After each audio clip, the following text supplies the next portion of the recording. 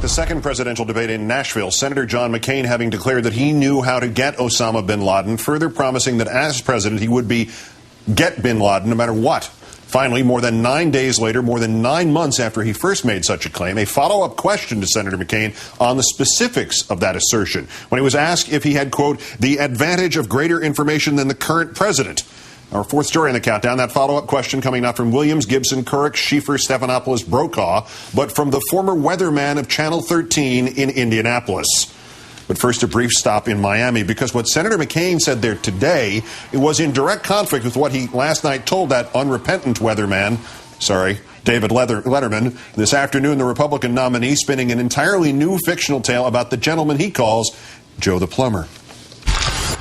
The response from Senator Obama and his campaign yesterday was to attack Joe.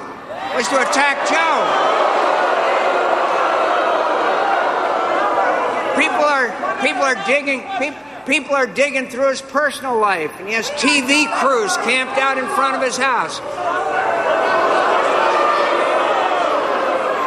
He didn't ask Senator Obama to come to his house. He wasn't recruited or prompted by our campaign. He just asked a question. And Americans ought to be able to ask Senator Obama tough questions without being smeared and targeted with political attacks. Senator McCain later added that people should help Joe regain his privacy by emailing him, thus redestroying his privacy.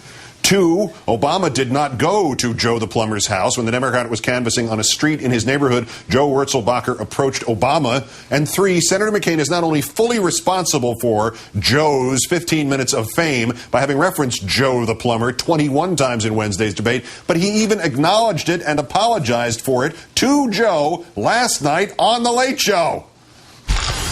Tell us about Joe the Plumber. You invoked Joe the Plumber, a guy from Ohio. What's the deal there? Well, I saw him on a clip on television. He said that he had a business. He was a plumber. He worked all his life, wanted to buy the business, and he didn't want to have his taxes increased if he did so. And so I kind of related to him. And Joe the Plumber, Joe, if you're watching, I'm sorry. Senator McCain also apparently with no apologies and no regrets about his selection of Governor Palin as his running mate. Mr. Letterman asking about the thought that went into making that choice. I was just wondering if the thoughtfulness of that process included your selection of vice president. Oh, sure. I mean, if you are unable to fulfill your office, we get a 9/11 attack. Sarah Palin is the president who leads us through that. Sure. She's been a governor of a state with 24,000 employees. Yes, but the state... maybe you don't like Alaska. I love Alaska. But the point is, it's the biggest state we have. I'm a big fan of salmon. And I'm sure they'd welcome you there. If I were to run upstairs, wake you up in the middle of the night and say, John, is Sarah Palin really the woman to lead us through the next 4-8 years, through the next 9/11 attack? Absolutely. She has inspired Americans. That's the thing we need. Perhaps the best exchange of the many coming when Mr. Letterman asked about Governor Palin's frequent claim that Senator Obama has been palling around with terrorists, plural, something to which Senator McCain initially agreed. Letterman unveiling both the ridiculousness and hypocrisy of the attack by then asking the Republican nominee about a different plumber, G. Gordon Liddy, the Watergate criminal who had drawn up plans to firebomb Washington's Brookings Institution and had to be stopped from assassinating the columnist Jack Anderson. But you will also admit that we cannot really control who we interact with in our lives 100%. How long we interact with them and how we interact with them. But the point in this campaign is the economy and the economy. Did you not have a relationship with Gordon Liddy? I met him. Did you attend a fundraiser at his house? Gordon Liddy's... I object, Your Honor. That and much more to talk about with Clarence Page, nationally syndicated columnist of the Chicago Tribune, who joins us now. Thank you again for your time tonight, sir. Thank you, Keith. Glad to be here. Palin airs Liddy, bin Laden. What does it say about a campaign cycle that was the most substantive interview of the Republican nominee that we have seen and also that we're likely to see before this election? Well, number one, David Letterman takes his role as an evening newscaster seriously. And when I say newscaster, I mean late night is an important medium for a lot of people who say they get their news from late night talk. And David gave a persistent interview of the kind that I'm sure you would give if John McCain would come on your program. We've talked about G. Gordon Liddy and all. I don't know why that story has not come out more, why there hasn't been more discussion. Obviously, David Letterman's audience was ready for it. I thank you for that compliment, first of all. In the space, though, of a couple of hours here between that show and what was said today, Senator McCain went from apologizing to this Joe Wurzelbacher for having inconvenienced him to blaming Senator Obama for the media circus, and it was, in fact, the lead story on Fox News today. Number one, doesn't that by itself succeed in keeping this poor man whose privacy has been destroyed, Joe Wurzelbacher, in the headlines, rendering an apology like that completely meaningless and hollow? And two, if Joe the plumber did not seem to work at the debate or the day after, why is the campaign still going with him as a strategy? I don't feel sorry for Joe Wurzelbacher. He's having the time of his life. You look at his front lawn news conferences.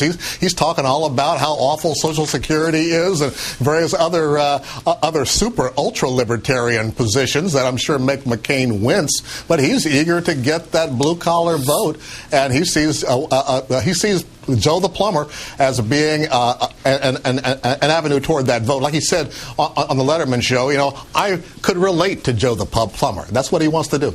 And it turns out he's going to relate to him as well in his weekly radio address. The McCain, although he'd like to get Joe out of the spotlight, would like to keep him in the spotlight simultaneously.